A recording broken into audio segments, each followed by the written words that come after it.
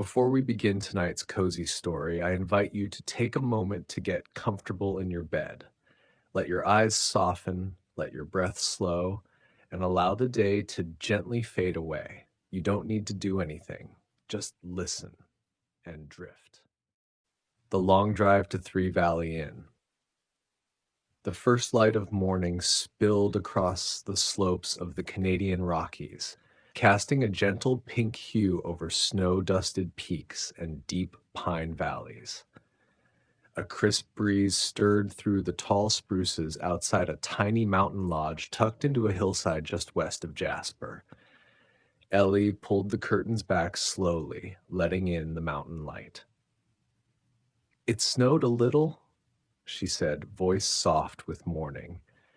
It was a sunny autumn day with clear air and a gentle breeze. The light caught the thin layer of snow, making the treetops sparkle like they'd been brushed with frost. Golden leaves danced lightly in the breeze outside the window. John groaned lightly from under the heavy lodge blanket. "Already snow on the ground? We really are in the mountains," she smiled.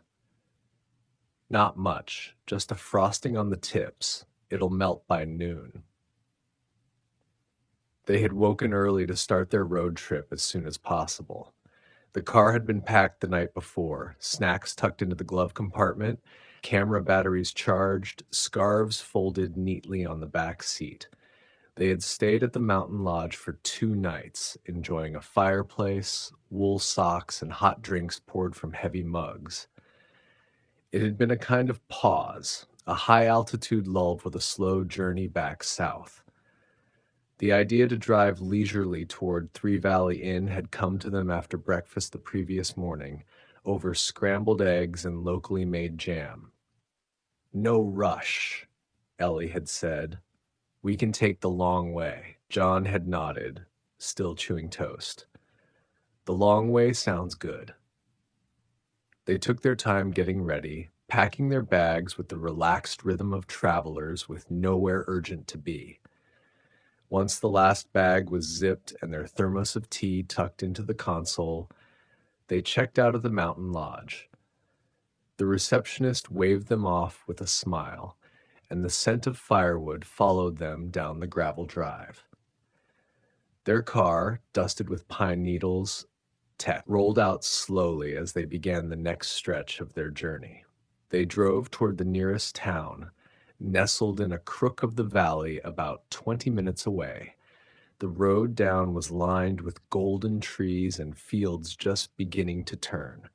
They had heard the town had a lovely cafe and a few quaint shops, perfect for easing into the rhythm of the day. A few locals wore wool hats and puffy vests, greeting each other with nods and warm smiles. Golden sunlight filtered through the thinning trees, and the whole town seemed wrapped in a quiet, cozy hush that only autumn could bring. The streets were still quiet, touched by morning sun and the smell of fresh bread drifting from an open door. They found a cozy cafe nestled between two antique shops, its windows painted with scenes of the Rockies and flower boxes blooming with petunias. Inside, the cafe was all warm wood and tiny tables. Locals sipped coffee and read paperbacks. Ellie ordered a lavender latte and John chose black coffee with a dash of cinnamon. They split a flaky pastry filled with raspberry jam and cream cheese. "Why doesn't everything taste this good when we're home?" Ellie asked, smiling over her cup. "We need to find a way to bring vacation breakfasts into real life," John said. After their coffee, they wandered through the town's main street. One building near the town center displayed a banner that read, "Wildlight, a photography exhibit of Canadian wildlife." Curious, they stepped inside. The room was dimly lit, with soft piano music playing in the background. Large photographs were mounted along the walls. Stunning, high-resolution captures of bears drinking from rivers, lynx slinking through the snow, caribou in misty meadows, and snowy owls mid-flight, wings frozen in a delicate blur. Some photos showed stillness, others action, but all were vivid and intimate. A placard near the entrance read that the exhibit was the work of a local photographer who had spent a decade camping, tracking, and quietly waiting in the wild. Ellie paused before a black and white photo of a wolf standing alone on a frozen lake. "It's like they trust the photographer," she murmured. Jon nodded, his gaze fixed on an image of a moose calf peeking from behind its mother. Or maybe the photographer just waited long enough to become invisible. They walked slowly from frame to frame, speaking in hushed tones as if afraid to disturb the stillness captured in each scene. Near the exit, Ellie spotted a small wooden stand displaying postcards of the photographs. Her eyes widened when she saw a miniature print of the black and white photo she had admired, the lone wolf standing on the frozen lake. She picked it up gently and turned to Jon. "I want to send this to my sister. She'd love it." Jon nodded. "That's a good one."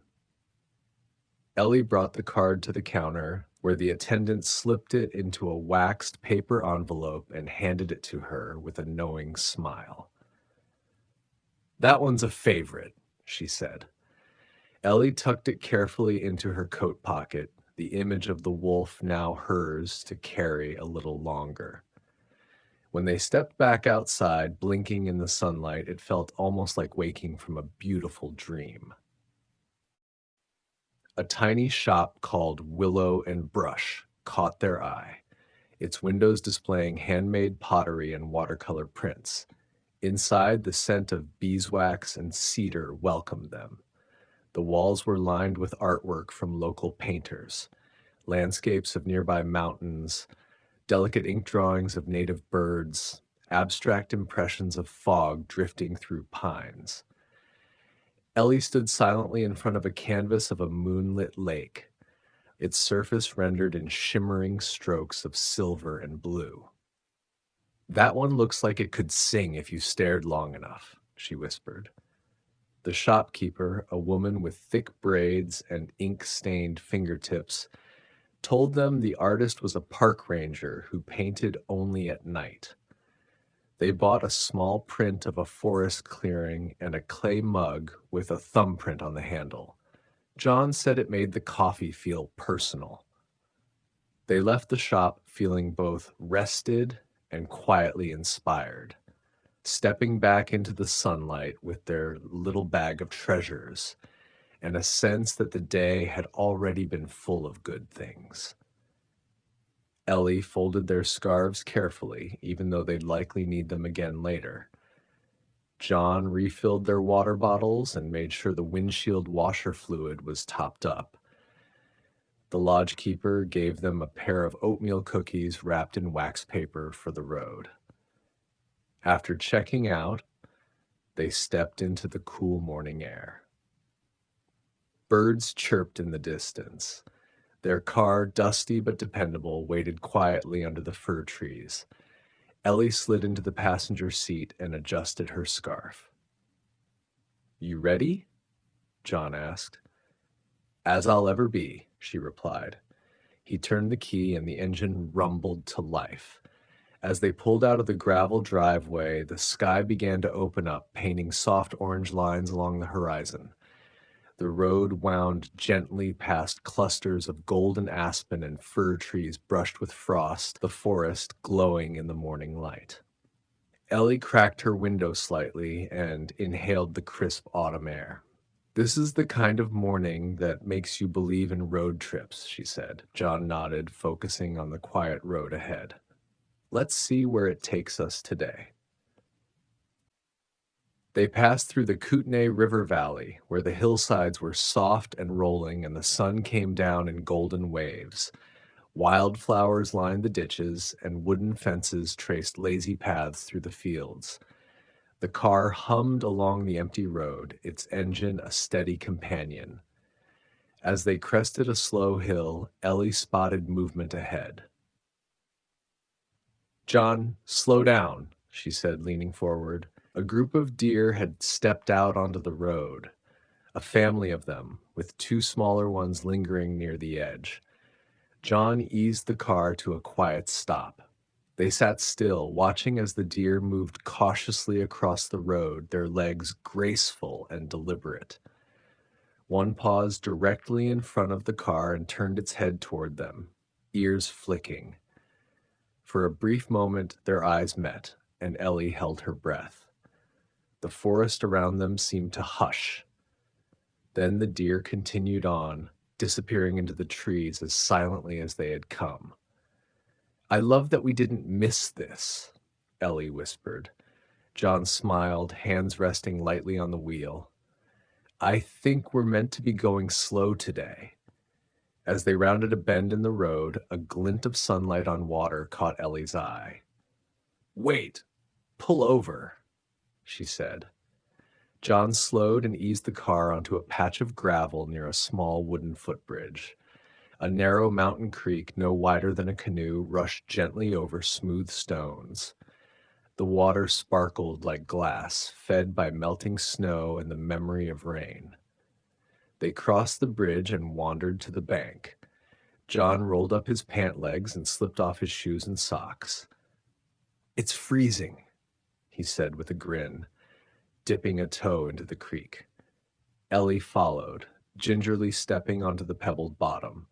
The cold water sent a sharp chill through her feet, but it felt clean, invigorating, like being reminded she was alive. They sat side by side on a large flat rock, legs dangling into the creek, their shoes drying in the sun nearby. Around them the forest whispered with the rustle of golden leaves. A squirrel darted between branches, and somewhere far off a woodpecker tapped rhythmically. For a while they simply sat, letting their toes numb and their thoughts drift. It's like the kind of place kids would think is magical, Ellie said. I think they'd be right, John replied. Later, they stopped in a town called Alder's Run, where they browsed a small bookstore tucked beside a post office. Ellie found a weathered poetry collection, and John bought a used road atlas just in case. They talked with the shop owner, an elderly woman with silver hair tied in a scarf, who offered them ginger candies and stories about the town's founding. People think nothing happens in small places, she said, but you just have to be still long enough to notice. They smiled, said their goodbyes, and returned to the car with their new treasures. Not long after, they spotted a sign for a short forest trail. Curious, they pulled into a gravel lot and followed the path to a place called Cold Spring Falls. It was more of a gentle stroll than a hike, and the forest along the path was dappled with shifting light. The waterfall itself was modest but lovely, a cool trickle spilling down mossy stone into a shallow pool. Ellie sat on a flat rock and dipped her fingers in the water. Imagine if this were in our backyard, she said. I'd build a bench right here, John added. Bring coffee out every morning. The forest trail near Cold Spring Falls had a peacefulness that invited wandering. Instead of lingering by the waterfall, John and Ellie decided to follow the narrower path that veered uphill. They were the only ones on the trail. It was quiet, calm, and cool under the changing canopy of larches and maple trees. As they hiked, the air grew thinner, and the forest opened into scattered clearings, each offering a little more of the sky. They took their time, stopping occasionally to sip water and catch their breath. At one such stop, John pulled out a small bundle of parchment paper from his backpack. Bread break? He asked. Ellie grinned. Definitely. They sat on a mossy log and unwrapped the loaf of rustic bread they had baked early that morning at the lodge, using a recipe left in the cabin's guest book. It was nutty and dense with seeds, still faintly warm from the sun that had heated it through the cloth. They ate slowly, savoring the effort and comfort packed into each slice. Further up, they passed under an old arch of rock carved naturally by time and weather. Birds fluttered above them, and a faint scent of cedar lingered in the air. Ellie paused often to take in the landscape, sometimes snapping a photo, sometimes simply closing her eyes and breathing it in. When they finally reached the top, a modest overlook above the trees, they found a stone outcrop where they could sit side by side, their backs warmed by the sun. Below, the forest stretched endlessly, its autumn colors rippling in the breeze. A small lake shimmered in the distance. They didn't speak much, letting the sound of wind and bird song fill the gaps. When they eventually made their way back down, legs pleasantly sore and cheeks pink from the effort, they felt a kind of lightness neither had realized they needed. Back on the road a few miles later, they saw a weathered wooden sign. Summit View Trailhead, 2 kilometers. John slowed the car and looked at Ellie. She nodded. Let's stretch our legs again. The trail wound uphill through a forest of golden larches and red-tipped shrubs. The climb was slow, the air crisp. They stopped at a bench made of old logs halfway up, sipping water and catching their breath. At the top, the view opened like a painting. Endless trees, mountains in the distance, a silver lake glinting below. They sat side by side on a boulder. Let's stay until the sun moves, Ellie said. They watched hawks gliding on the breeze and felt the wind tug at their sleeves. After a while, they made their way back down, limbs tired but hearts full. Dusk was settling in when they returned to the highway. The landscape had dimmed into cool blue shadows, and the trees on either side of the road loomed tall and quiet. They carried a flashlight, its warm beam cutting through the dusk as they approached the car. Trouble? A voice asked, calm and steady, tinged with curiosity and kindness. They checked their phones, no signal. The trees around them were dark, the sky just fading from orange to indigo. Just as John stepped out to check under the hood, a set of headlights rounded the bend behind them. A green SUV rolled up slowly and stopped. A forest ranger stepped out, tall, broad-shouldered, with a soft flashlight beam in hand. Trouble? She asked again. Looks like it, John said. We're headed to Three Valley Inn. You're in luck. I was just heading that way. Hop in if you don't mind sitting with some trail markers and a box of maps. They exchanged relieved glances. Thank you, Ellie said. The ranger introduced herself as May. As they bumped along the road, she told them about local wildlife, the fog that sometimes danced through the valley in the early morning, and the cinnamon rolls at the inn's breakfast table. By the time May pulled into the driveway at Three Valley Inn, the stars had come out. Lights glowed softly from the windows, and the building looked like something from a storybook. John and Ellie thanked May, who promised to notify the innkeeper about their car and vanish down the darkened road. Three Valley Inn sat quietly at the edge of a small lake, cradled in the shadows of the surrounding mountains. Its red roof, faded in places by years of sun and snow, peeked through the tall evergreens that lined the property. A winding gravel drive connected it to the nearby highway. The very one John and Ellie had just traveled, a thread of road that unraveled through wilderness and time. The inn looked timeless, almost enchanted, with ivy clinging to its old stone walls and a scattering of lights glowing warmly in the windows. Reflections of those lights shimmered softly across the water, and the air smelled faintly of pine and wood smoke. Inside, the lobby was warmly lit, filled with mismatched chairs, stacks of old books, and a sleepy golden retriever dozing by the fireplace. A woman behind the front desk looked up from a crossword puzzle.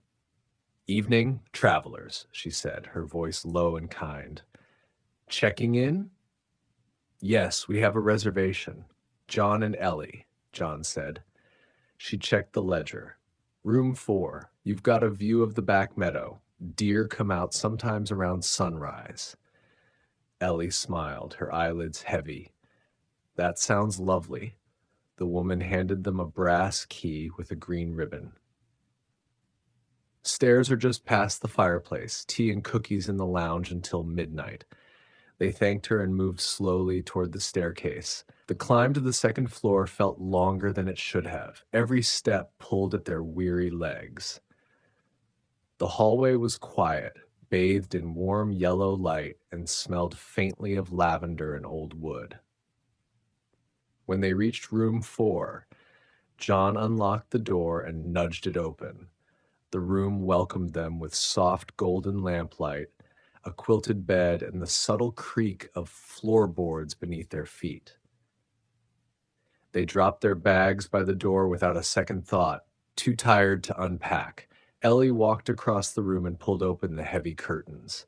Behind them, a small balcony was barely visible in the moonlight, framed by a pair of wooden French doors. She opened one, letting in a hush of night air and the distant sound of crickets. The moon hung bright and full, casting silver light that stretched across the floor and illuminated the room with a peaceful glow. "It's like we're inside a painting," she whispered. John joined her at the door. They stood there for a long, quiet moment, watching the meadow below sway gently in the night breeze. Eventually, they turned back to the bed. John collapsed onto it, fully dressed, not bothering to pull back the covers. Ellie lay beside him and curled under the quilt, her fingers tracing the embroidered stitching. Ellie reached over and turned off the lamp. The room melted into darkness, with only the moonlight and wind to keep them company. "I like the long drives," John whispered. "Me too," Ellie said, "especially when they end like this." Outside, the wind moved gently through the trees. Somewhere in the inn, the golden retriever sighed in its sleep. Downstairs, the fire crackled. The clock chimed softly.